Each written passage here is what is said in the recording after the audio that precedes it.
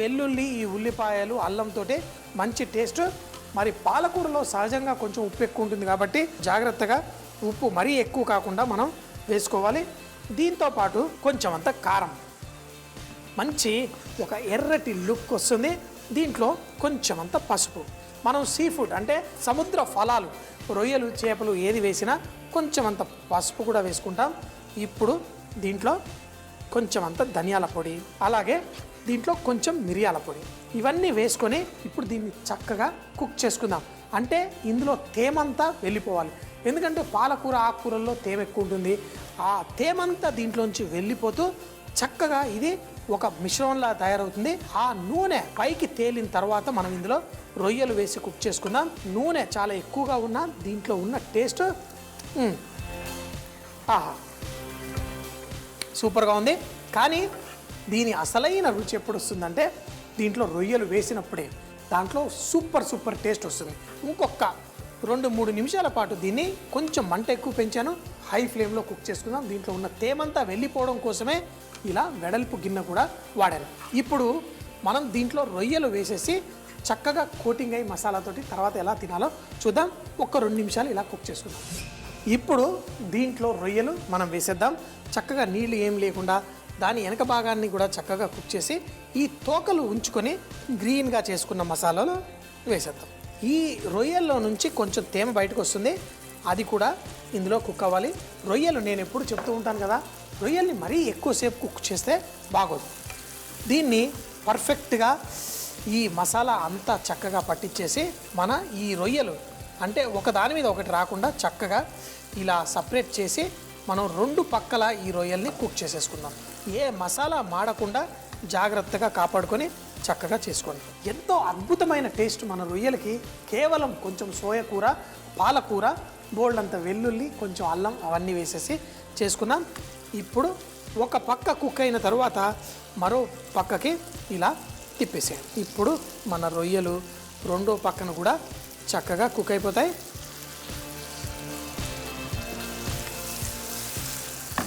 ఇప్పుడు మంట మనం తగ్గించేసి మరొక నిమిషం మనం ఇలా కుక్ చేసుకుంటే మన ఈ కూర రెడీ. కూర కంటే ఇది మంచిగా బ్రెడ్తో పాటు దాంతోపాటు తింటే చాలా బాగుంటుంది. అన్నంతో అయినా మనం ఆవకాయలో కొంచెం నూనె వచ్చినా దాన్ని వేసుకొని కలుపుకొని తింటాం కదా, ఆ విధంగా కలుపుకుంటే భలేగా ఉంటుంది. చూడండి ఇప్పుడు ఈ నూనె అంతా పక్కకు వస్తుంది, కానీ ఈ మసాలాలో ఉన్న రుచి అది దీనిదే స్పెషల్. చక్కగా ఇలా కలుపుకొని కుక్ చేసేసుకున్నాం. మరి ఇప్పుడు చూడండి, నో డౌట్ ఇందులో నూనె కొంచెం ఎక్కువగా ఉంటుంది. ముందే చెప్పాను, వంట స్టార్ట్ చేయకముందే. మీరు చైనీస్ రెస్టారెంట్లోకి వెళ్ళి కొన్నిసార్లు ఆర్డర్ చేసినా ఇలా చక్కగా మనకి నూనె ఎక్కువ ఉన్న ఆ రుచి ఏదైతే ఉంటుందో అన్నంతో పాటు కలిపేసుకుందాం. మన ఆవకాయలు వాటిలలో ఎలాగో ఇప్పుడు మీరు కూడా చూశారు. కేవలం ఒక రొయ్యలు మనం సోయకూర, పాలకూర వేసి ఎంతో టేస్టీగా తయారు చేసేసుకున్నాం. ఇప్పుడు ఈ సన్నగా తరిగిన ఉల్లిపాయ, పచ్చిమిరపకాయ అన్నంతో పాటు కలిపేసుకుందాం. దీంతో పాటు మనం సన్నగా తరిగిన కొత్తిమీర, ఇప్పుడు ఈ కోడిగుడ్డు ఇవన్నీ వేసి చక్కగా ఈ అన్నంతో పాటు మనం కలిపేసుకుందాం. ఈ అన్నాన్ని మనం ఉండల్లా తయారు చేసుకుందాం. కానీ ముందు ఈ అన్నం చేసుకునే ఉండల్లో కూడా మళ్ళీ కోడిగుడ్డు అంటే ఉడకపెట్టిన కోడిగుడ్డుని చీజ్ పెట్టి ఎలా స్టఫింగ్ చేయాలో చూద్దాం. ఉడకపెట్టిన కోడిగుడ్డుని మనం దీంతో రైస్ తోటి కోటింగ్ చేసి ఫ్రై చేసుకొని తింటే మార్నింగ్ బ్రేక్ఫాస్ట్ చాలా చాలా బాగుంటుంది. మనకి కోడిగుడ్డు బోండాలు ఇవన్నీ తింటూ ఉంటాం, కానీ ఈ కోడిగుడ్డుకే చక్కగా అన్నాన్ని పెట్టించి అయితే అన్నం కొంచెం మెత్తగా ఉడికించుకుంటే బాగుంటుంది. లేదనుకుంటే కూడా ఇందులో మనం కొంచెం అంత మైదా పిండి కూడా వేసేసి చక్కగా కలిపేసుకుంటే ఉండలు కట్టుకోవడానికి ఈజీగా ఉంటుంది. తర్వాత దీన్ని ఎలా మనం ఉండలు, అది కూడా కోడిగుడ్డు మరి చీజ్ కూడా అన్నాను కదా, అది కూడా ఎలా చేయాలో చూద్దాం. మీ కోడిగుడ్డు బోండాలు చాలా పెద్దగా కావాలంటే ఫుల్ కోడిగుడ్డు చేసుకోండి, లేదంటే సగంగా చేసుకుంటే చాలా ఈజీగా ఉంటుంది. అంటే ఎక్కువ కోడిగుడ్లు తిన్న ఫీలింగ్, అంటే కొన్నిసార్లు కడుపుకి అమ్మా నేను చాలా తిన్నాను అన్న మంచి ఫీలింగ్ కలుగుతుంది, కడుపుకి హాయిగా ఉంటుంది. కోడిగుడ్డుని మనం కోడిగుడ్డు ఉడికించినప్పుడు లోపల ఈ కోడిగుడ్డు సొన చూడండి ఎల్లోగా ఎలా ఉందో. కొంతమంది కోడిగుడ్డుని మరీ ఎక్కువగా ఉడికిచ్చేస్తారు, పైన రియాక్షన్ జరుగుతుంది, కోడిగుడ్డు సొన బయట భాగం కొంచెం నలుపు రంగు వచ్చేస్తుంది. అలా రావడం వల్ల కోడిగుడ్డు కొంచెం వాసనగా ఉండి కొంతమంది ఇష్టపడరు. కాబట్టి ఎప్పుడన్నా చూసుకోండి, ఒక 8 నిమిషాల పాటు నీళ్ళల్లో ఉడికిచ్చేసి తీసేస్తే పర్ఫెక్ట్గా ఇలా ఉంటుంది. చెప్పాను కదా, కోడిగుడ్డు ఏదన్నా కానివ్వండి, దాంట్లో కొంచెం అంత మిరియాలు పడితే మంచి టేస్ట్ వస్తుంది. ఇలా కొంచెం అంత మిరియాలు జల్లేసాను. మీ దగ్గర చీజ్ కావాలంటే చీజ్ కూడా మనం కొంచెం అంత ఈ కోడిగుడ్డుకి వేసేసుకోవచ్చు. ఇప్పుడు దీన్ని మనం ఉండలుగా చుట్టేసుకొని వీటిని ఫ్రై చేసేసుకుందాం. రైస్ రెడీగా ఉంది, అంతా రెడీగా ఉంది. ఈ రైస్ ఏదైతే ఉందో దీన్ని చిన్న చిన్న ఉండలుగా చేసేసుకుందాం. కొంచెం నీళ్లు తీసి పెట్టుకుంటే ఆ చేతికి మరి అంటకుండా పర్ఫెక్ట్గా ఉంటుంది. నీళ్ళల్లో చెయ్యిని ఇలా ముంచుకొని అన్నాన్ని తీసుకొని, అన్నంలో కూడా తగినంత ఉప్పు ఉంది, అంతా పర్ఫెక్ట్గా ఉంది. చీజ్లో ఉప్పు ఉంటుంది కాబట్టి మళ్ళీ మీరు ఇంకా ఏం వేయక్కర్లేదు. అయితే ఈ చీజ్ని లోపల భాగంలోకి వెళ్ళేట్టు ఈ అన్నాన్ని ఇలా పెట్టేసి మనం చక్కగా దీన్ని ఉండల్లా కట్టేసుకుందాం. చాలా సింపుల్గా కోడిగుడ్డుని 2 వైపులా చక్కగా ఈ అన్నాన్ని పెట్టేసి మనం లోపల ఆ చీజు ఈ కోడిగుడ్డుని చక్కగా సీల్ చేసుకుందాం. చిట్టి చిట్టిగా ఉండల్లా చేసేసుకొని పర్ఫెక్ట్గా చేసుకోవచ్చు. ఇంకా చిన్నగా చేసుకోవాలంటే కూడా కోడిగుడ్డుని 4 ముక్కలుగా చేసేసుకొని కూడా చేసుకోవచ్చు. కొంతమందికి శనగపిండి అవి ఇష్టపడని వాళ్ళ కోసం ఇది పర్ఫెక్ట్గా ఉంటుంది. అన్నము కోడిగుడ్డు కొంచెం ఫ్రైడ్ రైస్ కాకుండా చక్కగా దీన్ని తర్వాత కొంచెం బ్రెడ్ క్రమ్ కోటింగ్ చేసేసి ఫ్రై చేసుకుంటే అదిరిపోతుంది. ఇదే విధంగా ఇలా కొంచెం చెయ్యి తడిపి ఉంచుకుంటే మనకిది పర్ఫెక్ట్గా ఉంటుంది. తరువాత అన్నాన్ని ఇలా చేసేసి ఆ చీజు కోడిగుడ్డు లోపలికి వెళ్ళే విధంగా చూసుకొని ఇలా ఉండలు చేసేసుకుందాం. ఉండలు చేసేసుకున్న తర్వాత ఏం చేయాలో చూద్దాం.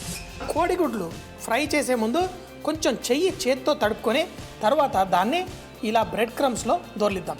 మనకి మరీ ఎక్కువ బ్రెడ్ క్రమ్ మనకు అవసరం లేదు. ఈ బ్రెడ్ క్రమ్ కూడా ఎలా చేసాం, మనం ఇళ్లల్లో మిగిలిపోయిన బ్రెడ్ని తీసుకొని దాన్ని మిక్సీ జార్లో వేసేసి చక్కగా దొర్లించేసాం. మరీ ఎక్కువగా బ్రెడ్ క్రమ్ కూడా పెట్టాల్సిన అవసరం లేదు. కేవలం కొంచెం చేత్తోటి ఈ రైస్ ఉండని లైట్గా ఇలా చేసేసి దీన్ని కోటింగ్ చేసేసుకుందాం.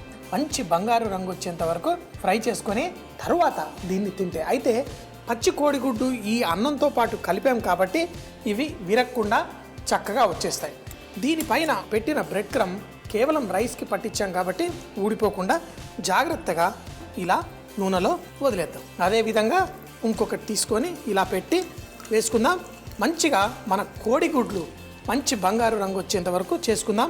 పొద్దున ఎలా మనం బ్రేక్ఫాస్ట్లో వడలు పూరీలు అవి చేసుకుంటాం, ఇవి చేసి పెట్టండి. పిల్లలు తినడానికి కూడా ఇష్టపడతారు. మధ్యలో కోడిగుడ్డు, పైనంతా అన్నం. చూస్తారు కదా ఎంతో ఈజీగా పర్ఫెక్ట్గా ఉంది. మధ్యలో మనం కొంచెం అంత చీజ్ కూడా వేసాం కాబట్టి దీనికి టేస్ట్ మరింత పెరిగిపోతుంది. చేత్తో ఇలా అనడానికి కారణం ఏంటంటే నూనె పాడవకూడదు, నూనె పర్ఫెక్ట్గా ఉండాలి. ఇప్పుడు మంచి రంగు వచ్చిన తర్వాత దీన్ని తీసి ఫుల్గా ఎంజాయ్ చేద్దాం. కోడిగుడ్డు రైస్ బోండాలు చక్కగా ఫ్రై చేసేసుకుందాం. ఇప్పుడు చూడండి, మీకు 2 విషయాలు చెప్పాలి. ఒకటేంటంటే మనం ఇళ్లలో మామూలుగా సాధారణంగా మనకు నచ్చిన రుచికరంగా వంటలు చేసుకొని తింటాం. అది ఎలా ప్లేట్లో ఉన్నా పర్లేదు. కానీ స్కూల్కి వెళ్ళే పిల్లలు వాళ్ళందరూ డబ్బా ఓపెన్ చేయగానే ప్రతిసారి ఏదో ఒక వెరైటీ స్పెషల్గా ఉంటే మనం తినడం చాలా బాగుంటుంది. అంతేకాకుండా మనతో పాటు కూర్చున్న వాళ్ళు కూడా అదేంటి టేస్ట్ చేయాలి, వాళ్ళకు కొంచెం రుచిగా ఇస్తే వాళ్ళు సంతోషపడతారు. స్పెషల్గా ఇంట్లో ఎలా చేసుకున్నా, ఎలా సాంబార్ అన్నం ఇట్లా వడ్డించుకున్నా పర్లేదు. కానీ పిల్లలకి డబ్బాలో కట్టించేటప్పుడు వాళ్ళు షేర్ చేసుకునే విధంగా వాళ్ళ ఫ్రెండ్స్ తెచ్చే ఫుడ్ని కూడా వాళ్ళు కూడా రుచి చూసి చక్కగా ఆనందపడతారు. ఇప్పుడు చీజు అన్నము అంటే మిగిలిపోయిన అన్నాన్ని ఎన్ని రకాలుగా ఎంత అద్భుతంగా చేసుకోవచ్చు అంటే, ఇప్పుడు ఈ ఉండలు చూస్తే, ఈ డెకరేషన్ చూస్తే ఎంత చక్కగా ఏదో 5 స్టార్ హోటల్లో వడ్డించినట్టు లేదు. మీరు కూడా చూడడం కాదు, చక్కగా నేర్చుకొని చేయాలి. పైనేమో కొంచెం క్రంచీగా, లోపల మన కోడిగుడ్డు అన్నం చక్కగా టమాటో కెచప్ ఇలా మస్టర్డ్ సాస్ తోటి